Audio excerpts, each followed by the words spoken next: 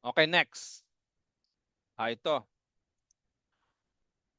Kung sa tingin nyo, di ba million-million na yung kinikita mo? Kung sa tingin mo, nagtatapos na dyan, hindi pa. Kasi time will come, pupunta na tayo dun sa distribution endgame strategy. Terminology lang natin to. Ano ba yung endgame? Ito kasi talaga yung target natin in the future. Na kung saan, bukod sa pagbebenta mo, magiging available na ang highest end products sa lahat ng mga mall sa buong Pilipinas. 7-Eleven, sa lahat ng mga drugstore, as in, ngayon, maraming magtatanong sa inyo, maaari tinatanong mo, paano yan sir? Hindi na ako makakapag hindi ko na magawa ang pagiging distributor. Yun nga maganda eh. Alam mo ba kung bakit? Dahil ikaw ay distributor, magiging shareholder ka ng company. Magkakaroon ka ng share sa company.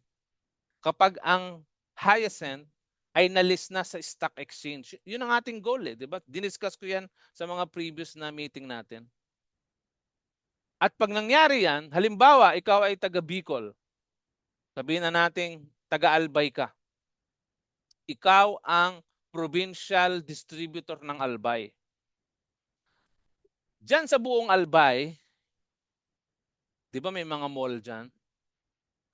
Kung magkano ang sales ng buong Albay, sabihin natin, ito pinag-uusapan natin in future to maaring 5 years to 10 years from now. Kasi endgame strategy natin to eh. Ito yung time na talagang sikat na ang Hyacinth. Talagang lahat na nagbebenta. Kahit sa mga sari-sari store, nagbebenta na sila ng sabon. So time will come kasi mangyayari yun eh.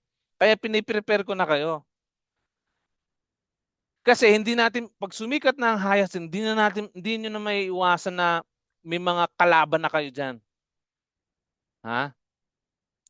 Pero dito, ang maganda din, bawa, taga-Albay ka, provincial. Ikaw ang provincial. Ito ang maganda. Kahit hindi ka na magbenta. Yung sales ng buong Albay, meron kang porsyento doon. Kahit hindi ka ang nagbenta. Imagine, SM ang nagbenta. 7-Eleven ang nagbenta. Mercury Drug ang nagbenta. Watsons ang nagbenta. Pero may share ka doon. Meron kang income. Akalain mo yon? Akalain mo yon? Tayo lang ho ang gagawa niyan. Dito sa Hyacinth, wala akong kumpanyang gumagawa niyan. Paano ka nagkaroon ng share na ganun? Bumili ka lang ng local distributor. 2,000 pesos. 5 years ago.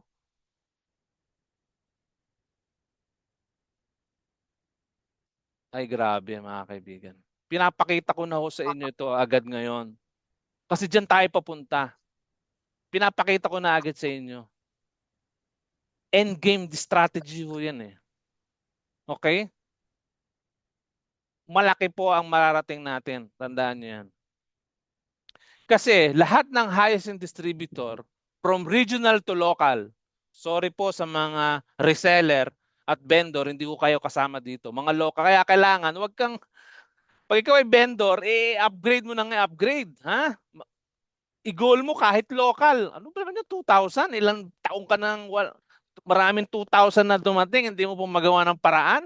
Huwag mo sabihin 2027, wala ka pa rin 2,000. Gumawa ka ng paraan, ha? 2,000 lang yan. Ha? Lahat po ng regional hanggang local will be entitled to receive shares of Hyacinth stocks as part of our growth and success. Magiging shareholder kayo. Matindi ho yan, mga kaibigan.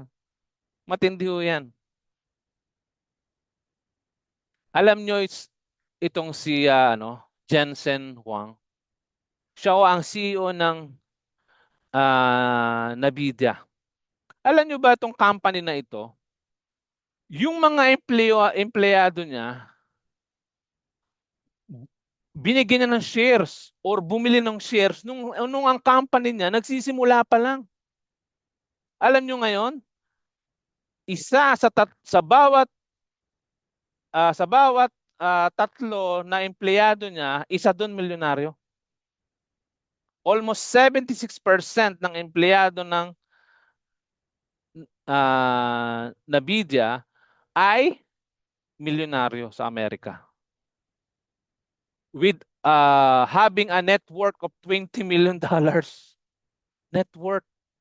Alam nyo ba ito? Hindi nila pinagtrabahuhan yan. Bumili lang sila ng share, binigyan lang sila ng share ng kanilang CEO. Kaya yung ginawa nitong si Jensen, yan ang gagawin ko, mga kaibigan, dito sa Hyacinth. I will give you share of the company.